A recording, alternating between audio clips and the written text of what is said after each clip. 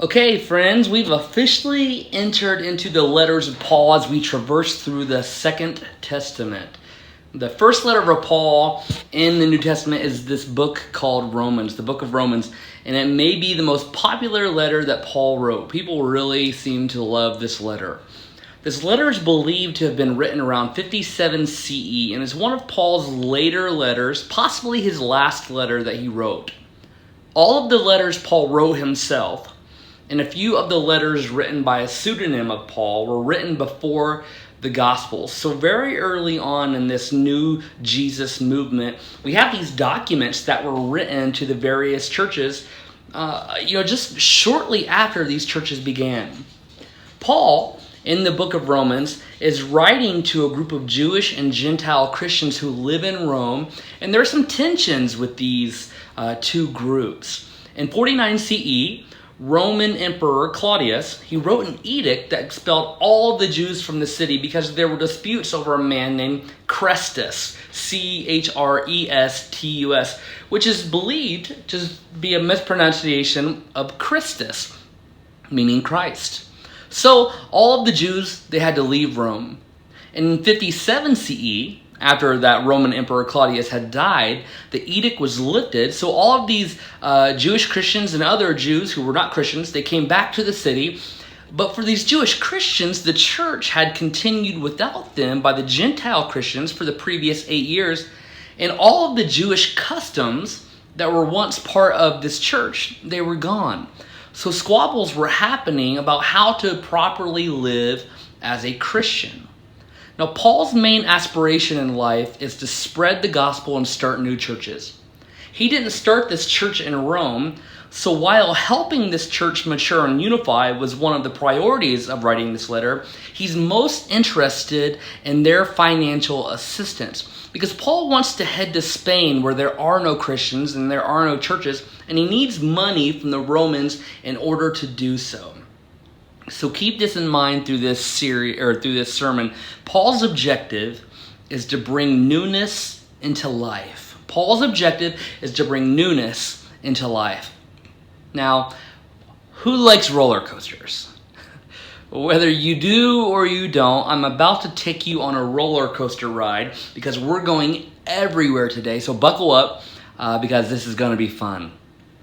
This past Monday, when I was in St. Louis with Roxy and our best friends, Jordan and Chrissy, we went to a Cubs Cards game at Busch Stadium, and after the game was over, we ordered a Lyft, and this guy came and picked us up to take us back to our Airbnb. And I always get super excited when I get into a Lyft or an Uber because some drivers, they could care less that you're there, they don't talk to you, and then some are super friendly. And our guy, he was fantastic. He just talked our ears off. He was extremely chatty.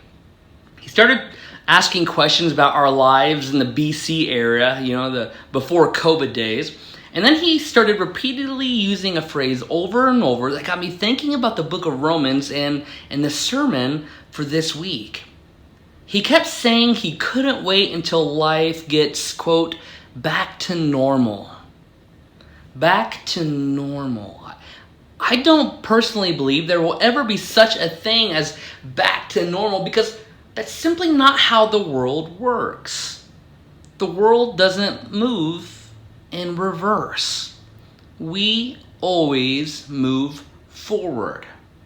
From the get-go, some 13.8 billion years ago when the cosmos began, newness became a part of our story. In those early minutes of cosmic existence, science tells us that the only thing which existed were particles. 380,000 years later, particles began to bond with other particles to form atoms. Now, one of the astonishing things about atoms is that the atoms possessed qualities that the individual particles didn't possess. So, particles bonded to make something completely new.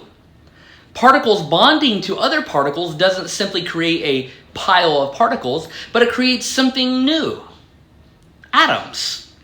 Eventually, atoms began to coalesce to become molecules. You still with me?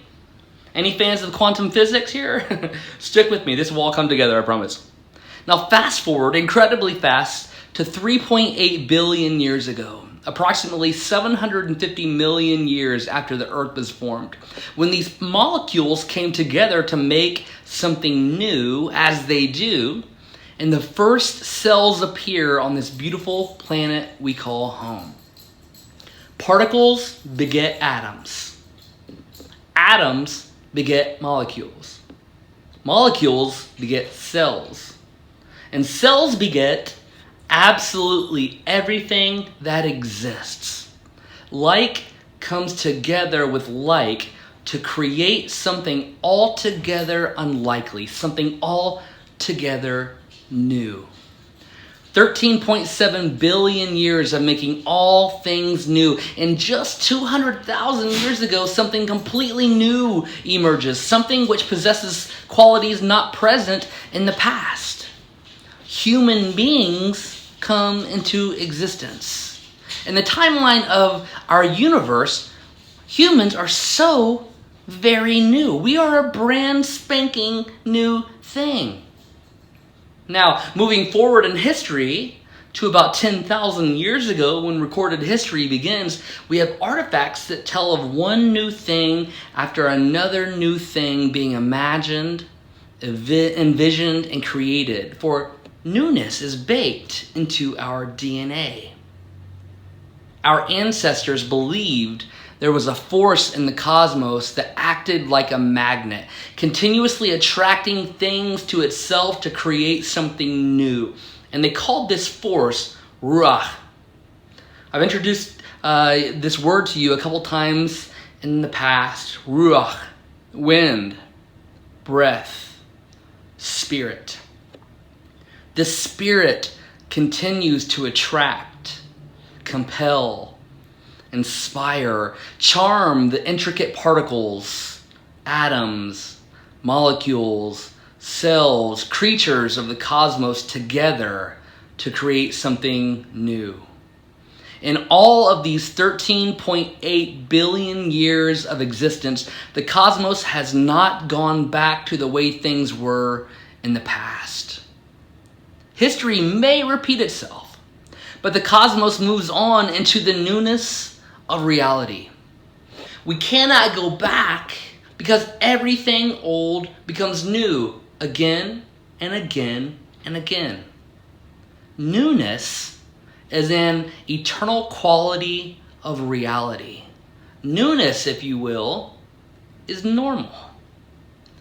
Even these past 14 months, these times of COVID, which have felt for many of us like suspended animation, a time when everything we had come to accept as normal life was set aside to avoid the pandemic. Even these past 14 months have seen the creation of something new, as this enforced time out has caused us to rethink how to move into the future. Ways of life have been challenged as new ways of living have emerged. So what does any of this have to do with Paul in the book of Romans? In Romans 15, 20 through 21, Paul says this. He says, "Thus I make it my ambition to proclaim the good news, not where Christ has already been named, so that I do not build on someone else's foundation, but as it is written, those who have never been told of him shall see, and those who have never heard of him shall understand."